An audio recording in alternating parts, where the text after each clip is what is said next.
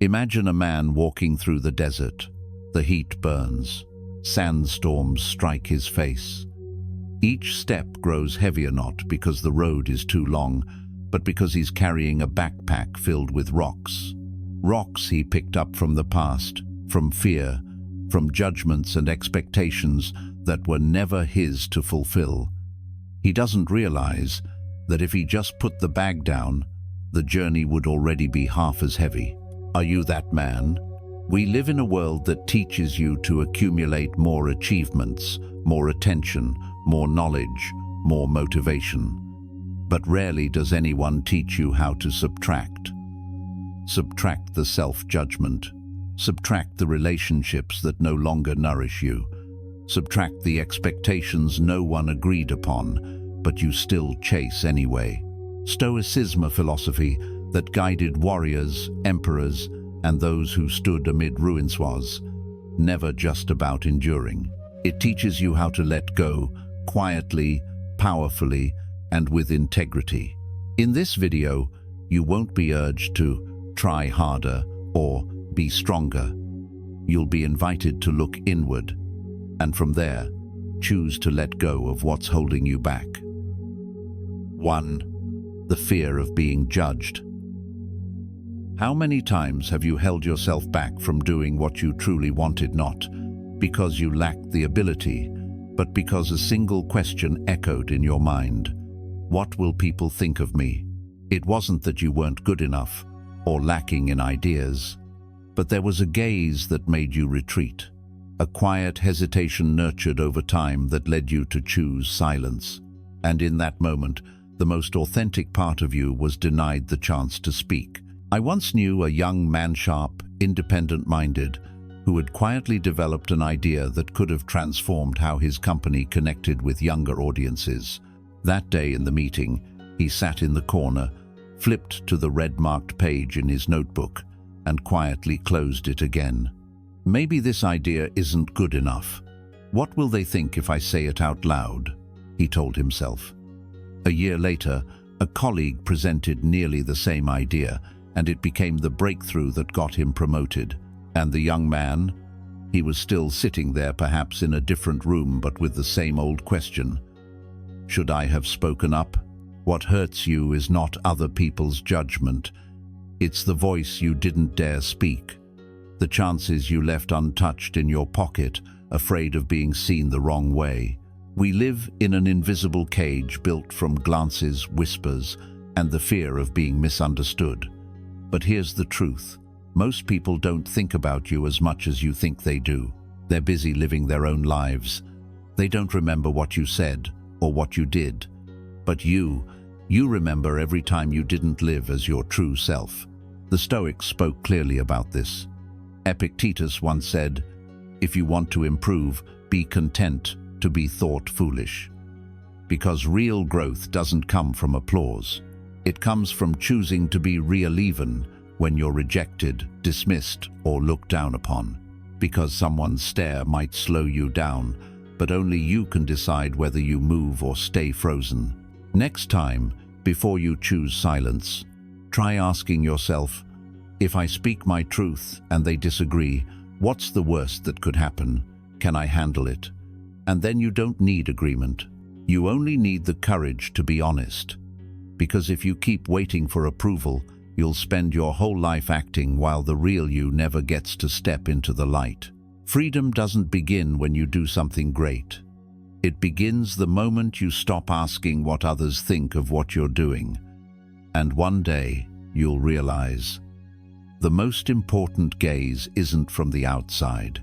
It's your own when you look in the mirror each night and know, without a doubt, that you lived honestly, without asking permission. 2. The toxic relationships you still cling to. Some relationships aren't violent and give you nothing obvious to criticize, yet every time you interact, you feel growing more tired and no longer being yourself.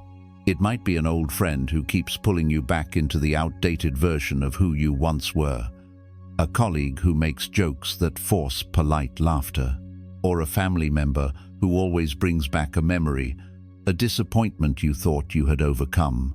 You no longer feel at ease around them, but you still don't walk away. Because of the history, because you were once close, because familiarity feels safer than happiness.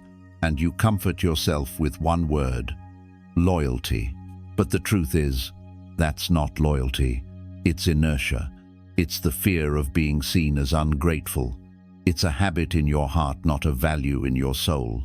Anthony Bourdain, chef, writer, and storyteller, once wrote, "I didn't cut them out because I hated them. I just realized I couldn't become a better man if I kept standing among them." In a passage from Medium Raw, he recalled the middle years of his career, surrounded by friends who encouraged him to party, be lazy, and repeat the same self-destructive habits. They didn't pressure him, but every time he was near them, he couldn't escape his old role. And one day, he pulled away from all of it. No arguments, no blame, just quietly disappearing from the usual parties. To the Stoics, choosing who you surround yourself with is a form of moral discipline. Seneca said, "Associate with people who make you better. The people we walk with either lift us up or drag us down." Epictetus went even further. "If someone does not help you live according to reason, keep your distance like you would from fire, because you're training to be resilient, not to be liked." So what should you do practically, but firmly? Write down the 5 people you spent the most time with this week. Then ask yourself, after seeing them, do I feel expanded or closed off? Do I feel like myself or like I'm performing? Don't overthink it, just be still enough to listen to your own emotions. Then begin to let go quietly. No announcements, just a gentle no, a slightly delayed message, a gradual distance enough for that space to be filled by people who make you feel like you're growing. Letting go isn't betrayal. It's a silent commitment that says, "I will not remain in places where I have to shrink just to survive." Protecting your peace is a moral responsibility. No one is required to keep suffering just to make others feel okay. If this chapter brings someone to mind, someone who exhausts you, yet you've held on, to consider sharing this video with them, or with a friend who also needs this reminder. Not everyone who once walked beside you is meant to walk with you forever. 3. Lack of confidence and constantly doubting your own ability. How many times have you stood before an opportunity and talked yourself out of it just because you believed, "I'm not ready yet"? How many times have you assumed the good things in your life happened by luck, not because you actually deserved them? And how many times have you stayed silent in a room, not because you had nothing to say, but because you were afraid to say it wrong? Lack of confidence doesn't always shout. It often arrives as a whisper in your mind. Who gave you the right to do this? Who do you think you are to believe you're good enough? You're faking it. Sooner or later, they'll figure it out. Those voices don't come from the present moment. They come from old wounds, times you were dismissed, ignored, or simply not seen. And over the years, you accepted those voices, let them sit in the driver's seat of your life. I once heard about a man named Daniel, an software engineer, who was nominated to lead a major tech project. He declined, not because he didn't want it, but because he believed he was only chosen due to a lack of options, or just got lucky. He let the opportunity pass because the shadow of doubt was louder than the voice of belief inside him. It wasn't until a mentor at his company asked him directly, "Do you realize how many people are less skilled than you, but they stepped up, and now they're the ones deciding what you work on?" that Daniel finally realized. He didn't lose because he lacked ability. He lost because he rejected himself. This also happened to Howard Schultz, the former CEO of Starbucks. He grew up in a poor working-class family in Brooklyn, and for a long time, he felt like he didn't belong in the world of business. Schultz shared that in his early meetings with investors, he always felt like an outsider. "I didn't go to Harvard. I didn't come from a respected family. I kept waiting for them to figure out I was just some guy who sold coffee, but still he showed up. He spoke, he stood tall. And that's what built the Starbucks empire. Marcus Aurelius, both emperor and philosopher once wrote, "You have power over your mind, not outside events. Realize this, and you will find strength." Stoicism doesn't teach you to have blind confidence. It teaches you to separate truth from the negative noise. You don't need to believe you're perfect. You just need to stop disqualifying yourself from a battle you haven't even stepped into. And if you're in a moment right now where everything inside you is saying, "I'm not good enough," do one small thing. Grab a pen and paper and write down 3 things you've done well. One time you stood up for what was right. One time you finished something hard when no one noticed.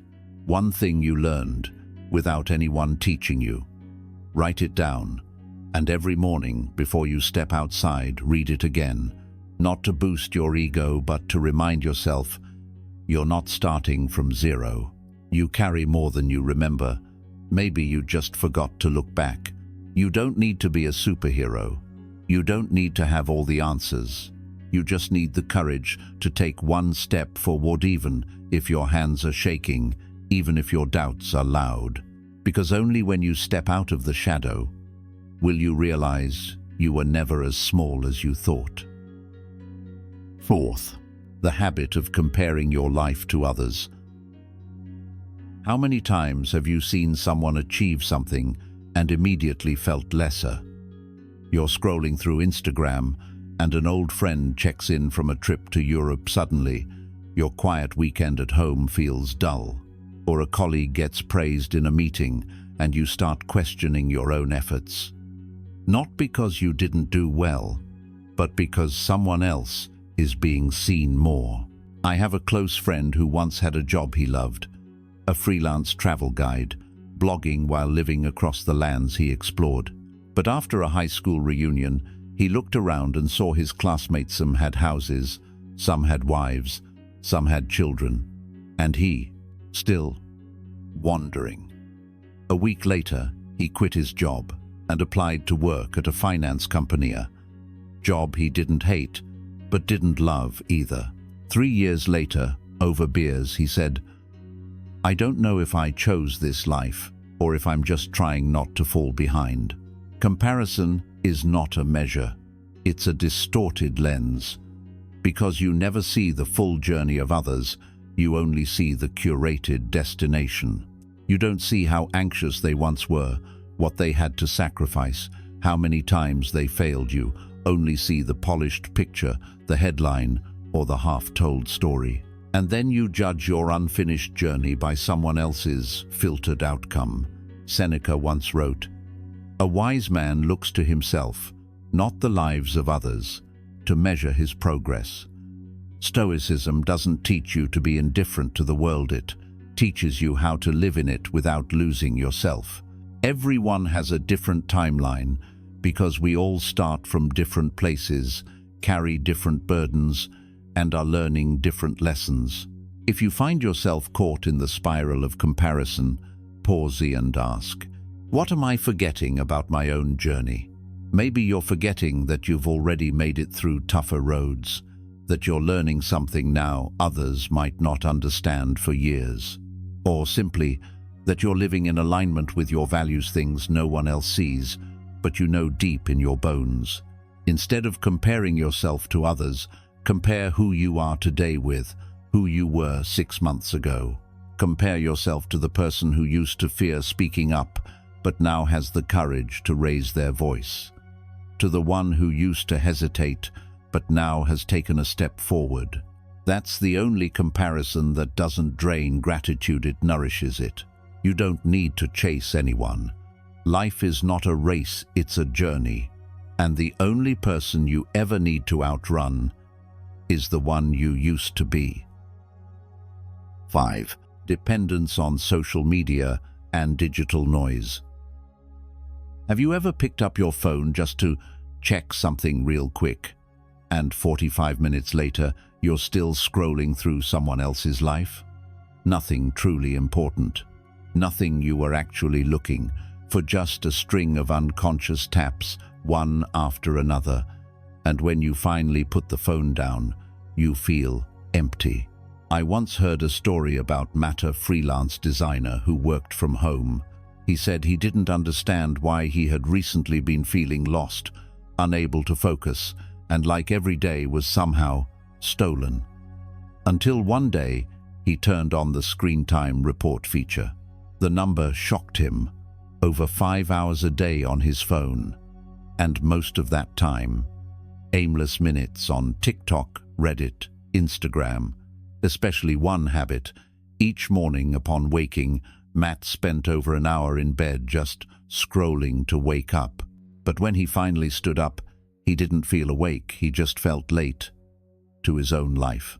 We often think social media just takes a little time, but in reality, it takes much more. It takes your focus, because your mind is constantly pulled by hundreds of short clips, notifications, headlines. It takes your self-awareness, because you begin seeing your life through the lens of comparison, and it even takes your self-worth when you start to feel less or duller than what you see on the screen, even though you haven't lived a single hour of the day fully awake. Epictetus once said, "Do not seek to have events happen as you want them to, but instead want them to happen as they do, and you will go on well." Stoicism doesn't teach you to abandon the world, it teaches you not to let the world pull you away from yourself. Technology isn't bad, but you can either use it as a tool or be used by it like an addict. If you want to begin reclaiming your freedom, start with something simple. For the first hour of your morning, don't touch your phone. No notifications, no social media, no email. Just you with yourself. It could be meditation, reading, writing, working out, or simply staring out the window with a cup of coffee. Begin your day, not with the world of others, but with the presence of your own. And after that, turn off all unnecessary notifications. You don't need to know who just liked whose photo. You don't need to hear a ding every time spam lands in your inbox. The silences you create are the very spaces where you can return to yourself. Technology is not wrong. Social media is not evil. But if you let them decide where your mind goes every morning, then who's truly living your life? A man who knows where he is and what he's doing is a man who is free. And freedom doesn't begin when you escape the screen, it begins the moment you dare to return to yourself. If this chapter makes you want to try living just one morning without letting technology lead you, might want to share this video with someone else who's also searching for their inner quiet. 6. Procrastination disguised as reasonable excuses. There's a subtle kind of procrastination. It doesn't say, "I don't want to do it." It whispers, "I'll do it, just not today." It wears the perfect mask of preparation, of analysis, of plans so detailed they never get executed. And so month slips into month, year fades into year, and the thing you truly want still sits there, untouched, in a drawer that never opens.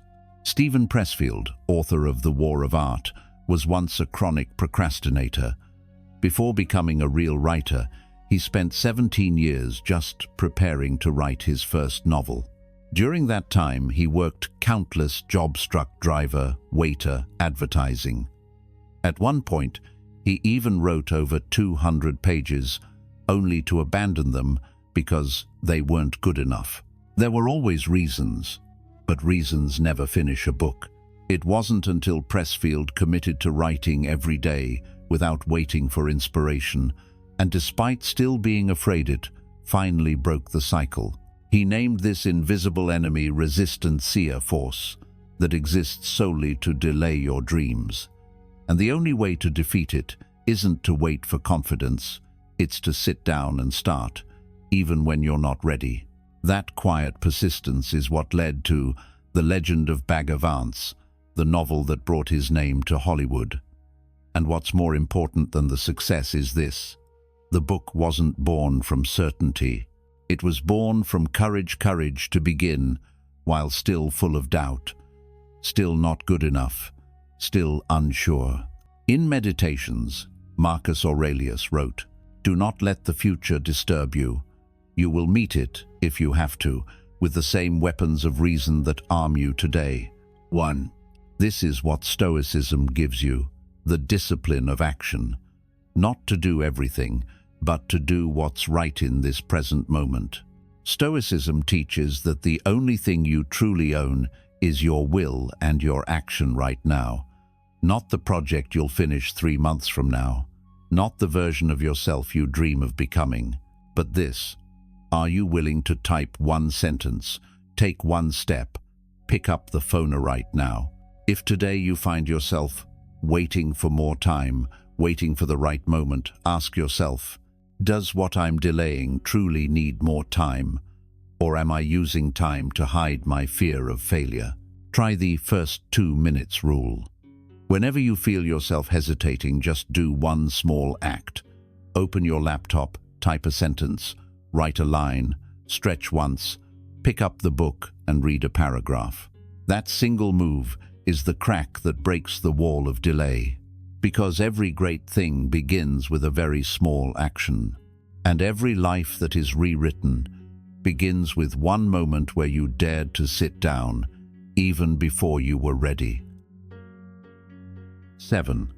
The need to control everything. There are people who can't sit still unless everything goes exactly as planned. They schedule every step, anticipate every worst-case scenario, and believe that if they do everything right, things will stay within their grasp. But then reality strikes and shatters their careful plans with just a single unexpected turn. I once heard the story of a father and engineer, disciplined and principled, who believed that if he did his duty right, his children would follow the right path. He planned everything for his child: which school to attend, which career to pursue, what kind of life would be stable. Everything was laid out like a flawless blueprint. But at 20, the child unexpectedly dropped out of university, signed up for an art course, and moved out to live independently. The father didn't get angry. He simply broke down, because the world he had tried to build was dismantled by a single decision, not his own. He shared later in a conversation, "I wasn't angry at my child. I just felt like I had no control over anything, and that fear kept me awake every night." But over time, he began to learn a different way. He stopped forcing life to follow the blueprint and instead learned to redraw it when the lines broke. He began to observe, to listen, and realized that happiness wasn't found in the stability he once believed in, but in the freedom to live truthfully. When he let go of control, he finally found peace. Epictetus once said, "We are not disturbed by events, but by our thoughts about them." Stoic philosophy doesn't teach you to give up effort or neglect life. It teaches you to clearly distinguish between what belongs to you and what doesn't.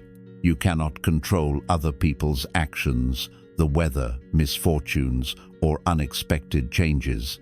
But you can control how you perceive, respond to, and move through those situations.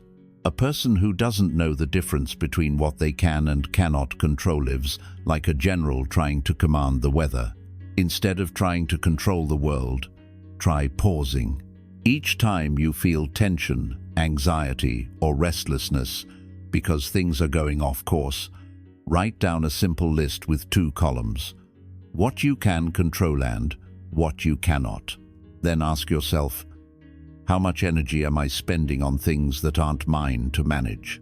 You may be surprised to discover most of your suffering lives in that second column, and you don't need to carry it for even 1 more minute. Letting go is not giving up. It's a declaration. I will do what's right with what I hold, and the rest I will learn to accept with peace.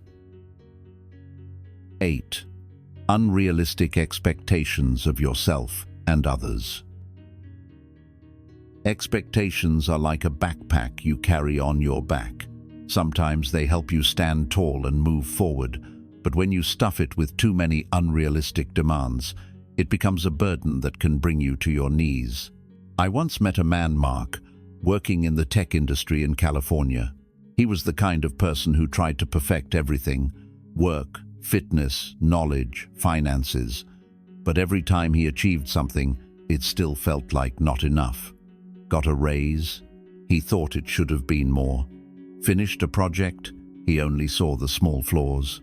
In dating, if someone didn't align with his idealized image, he withdrew immediately. Not because something was wrong with them, but because he had built a standard in his head that no one had ever truly agreed to.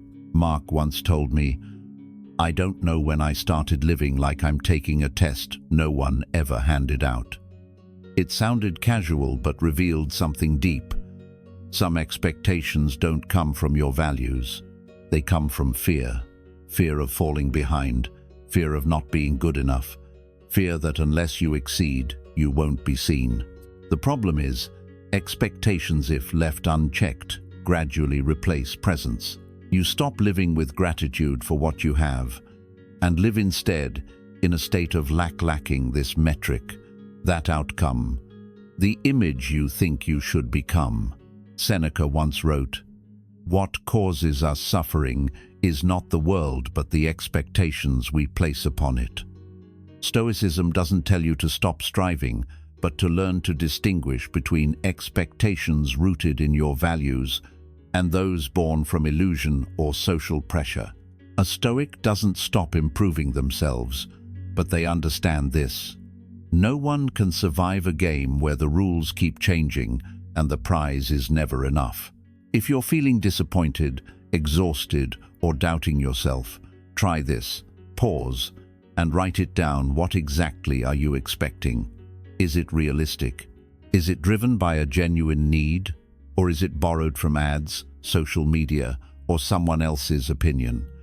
And most importantly, are you judging others by the same harsh standard?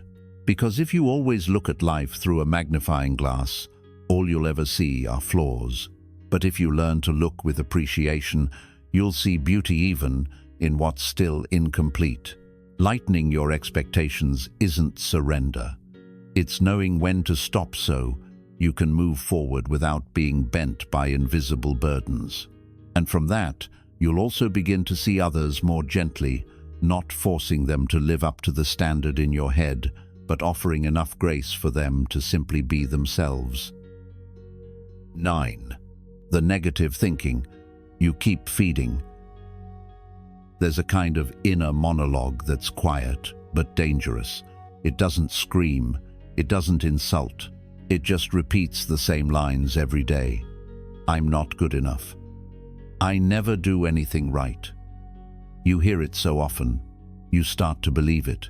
Jim Carrey, who once made millions laugh, was also trapped in the same loop. Behind the stage lights were long stretches of depression where he felt like he was nobody if he wasn't pleasing others. He once shared, "I lived for years in darkness with a voice in my head repeating, 'If they're not laughing, I'm nothing.'" But in his darkest moments, Carrey began a journey inward meditation, writing, learning to observe his thoughts as an outsider. He once wrote, "I am not my thoughts, I'm just the one listening to them." And from that moment, he began to break free. Thoughts are seeds. If you keep planting dark ones, don't expect a healthy garden. And most of what we think is not truth. It's habit. It's echoes from past experiences. It's a form of programming that runs on autopilot without us noticing. Marcus Aurelius once wrote, "You become what you give your thoughts to." Stoicism understands that thought is the raw material of action. No action can rise above the mindset that fuels it. If you believe you're unworthy, you will live as if it's true, and you'll shut the door before anyone else even has the chance to open it. This is a core Stoic principle. You may not control circumstances, but you absolutely control how you think about them. The greatest freedom doesn't live out there. It lives in your mind. If you're carrying around a loop of repeated negative thoughts, this simple act, write them down. Every sentence, every time your mind says, "I'm going to fail," pause, write it, and ask yourself, is this actually true? Or is it just a reflex I've never questioned? Most of those thoughts didn't start with you. They came from someone who once made you doubt yourself, from a failure you haven't forgiven, from a standard you think you'll never meet. But you can begin to untangle them one by one with awareness and persistence. Remember, you don't have to force yourself to think positive. You just need to learn not to be ruled by the negative. You've lived too long in a sealed room full of old voices. It's time to open a window, let a little light in, to see clearly that you are the one who decides which thoughts get to stay and which no longer have the right to define you. 10. Talking about everything and everyone but yourself. There is one thing more addictive than social media, alcohol, or any other distraction: gossip, because it gives you a sense of connection, something to talk about, the illusion of being in the know without ever having to commit to anything real. But the truth is, every time you let a conversation drift into someone else's life, you're quietly stepping away from your own. I once heard about a group of friends once close, meeting every week, but over time their gatherings became centered around the new guy in the office affair, her latest boyfriend, that friend's messy housing papers. Every story brought a bit of excitement, a brief feeling of holding the power to judge, but everyone left with the same vague feeling. We said a lot, but didn't grow any closer. No one dared to speak about their own pain, unfinished dreams, or the fatigue they carried. Why? Because once you get used to speaking about others, you forget how to be honest with yourself. Gossip at its core is a defense mechanism. When you're afraid to face your own emotions, you turn outward. When you don't know what you want, you focus on what others have. But over time, that habit erodes the most precious thing: integrity. You start to make peace with mockery, half-truths, and shallow conclusions. You feel oddly comforted when others struggle because it makes you feel less behind. You think it's just harmless talk, but every word silently shapes who you are becoming. Epictetus once wrote, "The wise man speaks only when his words are better than silence." It's a high standard, but a liberating one. It reminds you, not everything you know needs to be said. Not every story you hear needs your commentary. And sometimes, silence is the clearest way to show you still respect yourself. If you find yourself slipping into judgment-filled conversations, pause, ask, am I saying this to understand more or just to feel superior? Train yourself to stay silent, not out of fear of being wrong, but out of the desire to speak what's right. And if you can't make the conversation deeper, step away, quietly, without explanation. Stoicism teaches that words are not meant to seize attention, but to express truth. A Stoic doesn't speak to fill silence. They speak with precision, nothing extra, nothing missing, nothing that leaves a meaningless wound. You don't need to be the one with the most entertaining story at the table. You only need to be the one who, when you finally speak, others know it's something real. Because the less you speak about others, the more space you give for calm and depth to grow inside you. And one day you'll realize people don't remember you for the stories you knew about others. They remember you because you held your silence when it would have been so easy to speak. If this chapter made you see gossip differently, if it shifted how you view what used to be just for fun, share it with someone who's also learning how to be calmer in a noisy world. You're watching Stoic App, where we don't learn to be stronger by talking more, but by living deeper. 11. The old voices in your mind. Regret, mistakes, and negative memories. Not all chains are made of iron.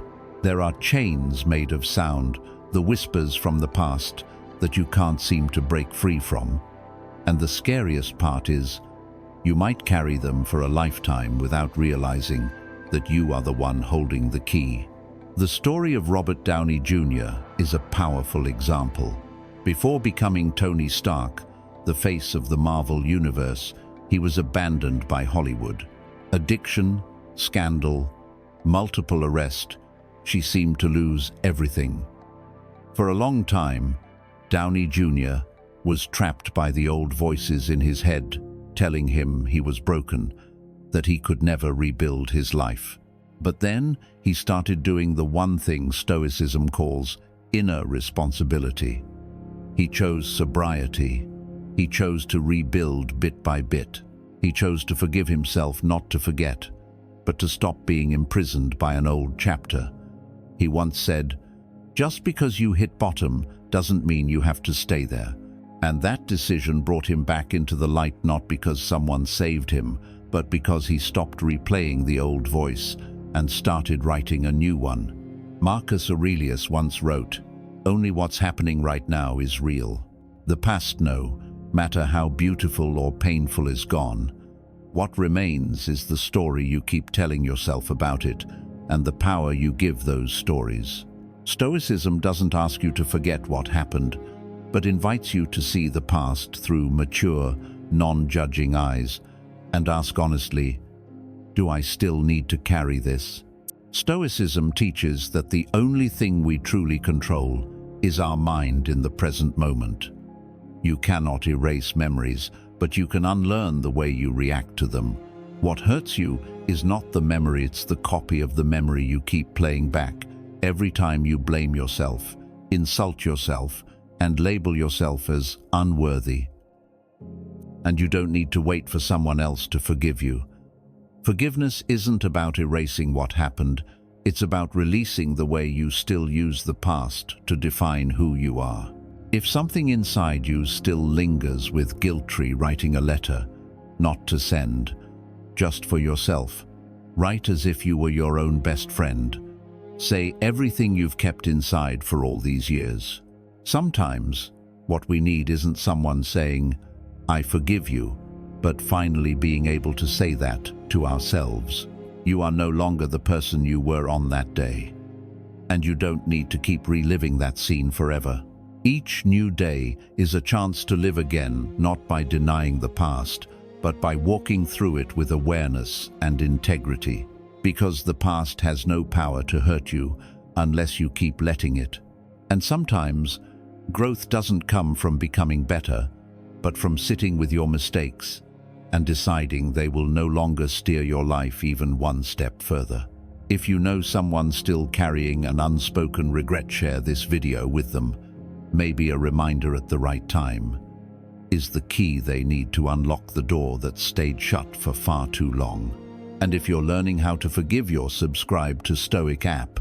Here, we don't deny the past, but we walk through it together with more clarity and more compassion. 12. Unwillingness to let go of resentment. There are people who hurt you only once, but you end up reliving that pain 1,000 times in your own mind. Not because they're still there, but because you haven't let go. I once heard the story of a man, Aaron. At 23, he was betrayed by his closest friend. The friend stole his idea and presented it to the board under his own name. That project succeeded. The friend got promoted. Aaron quietly resigned, moved to another city, but carried the anger like a stone in his backpack. For over a decade, he avoided deep connections at work. Every time someone suggested collaboration, a voice echoed in his mind. They'll play me just like he did. And he held on to that resentment like armor, without realizing it was slowly tightening around his heart. Until one day, during a therapy session, he was asked, "Back then, were you hurt by the betrayer, by not being recognized?" That's when Aaron realized what he truly needed wasn't revenge. It was acknowledgement. And from that moment, the anger within him began to soften, not because he forgot, but because he understood. Anger wouldn't return what he lost.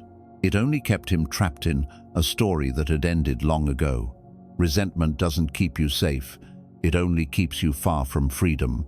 It doesn't change the past. It only makes the present harder to breathe. You think you're managing the wound, but, in truth, the wound is managing you. Epictetus once wrote, "No one can harm you unless you allow it in your own mind." Stoic philosophy doesn't ask you to ignore pain. It invites you to face it and ask, what did I learn from this? Forgiveness, in the Stoic sense, isn't a gesture for others. It's an act of liberating yourself. When you forgive, it's not because they deserve it. It's because you deserve a life no longer chained to them. If you still carry a name, a face, or a memory that makes your chest tighten every time it returns to this, take a sheet of paper and write down that person's name. It doesn't have to be formal. You don't have to pretend you've forgiven them. Just be honest. Then beneath it, write 3 things you learned from that pain. Maybe it was a boundary you never knew you needed, a value you discovered you could never compromise, or simply a time you stood back up. Slowly, yes, but on your own. When you're done, you can fold the paper and keep it as a reminder, or tear it up if you're ready to let it go.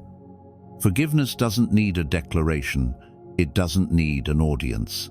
Sometimes, forgiveness is simply when you no longer say their name in anger, when the memory no longer steers you into old detours. Letting go doesn't make you weak. On the contrary, it is the first sign that your strength has grown greater than the pain you once carried. There's a strange paradox. The more we grow up, the more we think we have to know more, do more, have more. But then, there are those late nights when there's no one left to impress, no schedule left to chase, when we suddenly realize what suffocates us isn't lack, but excess. Too many voices in our heads, too many images to keep up with, too many roles to perform in a life that was only ever meant for one role, our true self. Stoicism was never a philosophy for the isolated. It's a philosophy for those who can stand in the middle of noisy and still protect a quiet space within. That kind of person doesn't need to shout to be heard, doesn't need to win to feel worthy. They do just one thing. They let go quietly and resolutely. You've just walked through 12 habits that silently rob you of your peace, your clarity, and your inner dignity. And if any part of it spoke to you, remember, you don't need to change your whole life. You just need to live one thing differently and repeat it every day. If this video felt like a reminder you once needed, share it with someone else who might also be carrying a backpack that's far too heavy. And if you want to keep walking the path toward a lighter, deeper, stronger, life-lit Stoic app, walk with you.